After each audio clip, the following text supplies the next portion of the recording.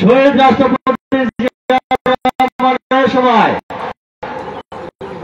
জিয়াউর রহমান শহীদ জিয়াউর রহমান এই আমরা যেখানে সম্মেলন করতেছি এই মাঠে উনি জনসভা করছিলেন। আপনারা যারা সিনিয়র আছেন তারা জানেন, ঠিক আছে?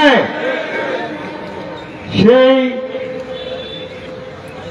শহীদ জিয়ার পদার্পণে সেই বক্তব্য পাঠি এই স্কুলে দাঁড়িয়ে আজকে সম্মেলনে দাঁড়িয়ে আমি প্রথমে শ্রদ্ধার সাথে স্মরণ করছি যিনি বহুদলীয় গণতন্ত্রের প্রবক্তা, বাংলাদেশের রূপকার, স্বাধীনতার ঘোষক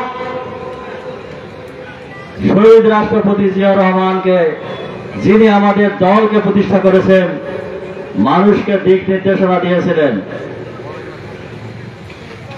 বাংলাদেশের মধ্যে সবচেয়ে গরিব এলাকা কুড়িগ্রাম, লালমনিরহাট এবং রংপুর ছিল। এই এলাকা উন্নত করেছিলেন যিনি এই এলাকার খাদ্যশস্য সম্পন্ন করেছিলেন, এই এলাকার রাজনীতি উর্বর করেছিলেন, তিনি হলেন শহীদ রাষ্ট্রপতি জিয়াউর রহমান, ঠিক আছে?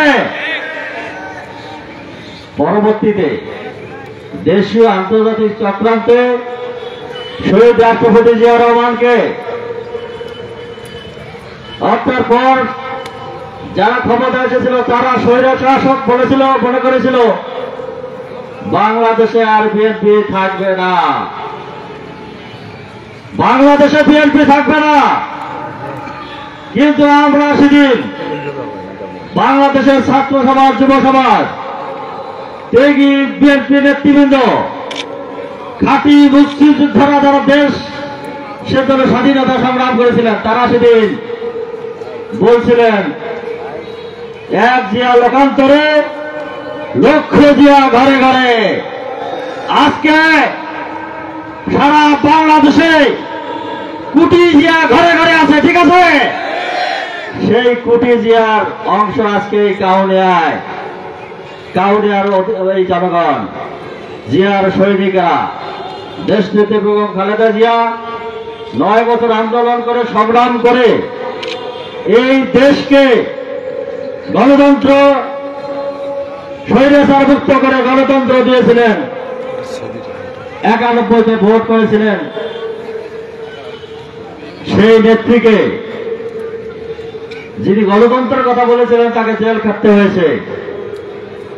আপোষ করে নাই। শেখ হাসিনা বিভিন্নভাবে অত্যাচার করেছিল, তিলে তিলে মারার জন্য চেষ্টা করেছিল, বলছিল মরে না, মরতেই তো পারে। আজকে দেশ নেত্রী বেগম খালেদা জিয়া দেশের মধ্যে জীবিত থেকে দেশের আলো বাতাস পেয়েছেন। আজকে স্বৈরাচারী হাসিনা বাংলাদেশ থেকে গোষ্ঠী সহ বিতাড়িত হয়েছে। ওই যে 72 সালে তারা ক্ষমতা এসেছিল, তারা ভোট ডাকাতি করেছিল, তারা গুম খুন করেছিল, তারা 20 লক্ষ নেতা কর্মীকে শহীদ করেছিল। তখন একটি স্বৈরাচার ছিল, একতন্ত্র করেছিল, এক নেতার এক দেশ বাকশাল তৈরি করেছিল, এক নেতার এক দেশ তৈরি করেছিল। আমাদের যুব সমাজ যারা এইসব ইতিহাস জানে না, তাদেরকে ভুলে রেখে এই গত পতিত স্বৈরাচার কাগজে কলমে বই পুস্তকে বিভিন্ন ভাবে তাকে অনেক উচ্চ আসনে দেওয়ার চেষ্টা করেছিল।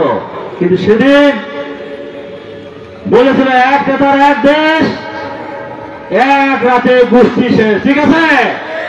এক রাতে গোষ্ঠী শেষ হয়ে গেছে। আর পরবর্তীতে যে স্বৈরাচার হাসিনা, উনিও বলেছিলেন 41 সাল পর্যন্ত থাকবে এক নেত্রী, এক রানীর এক দেশ, এক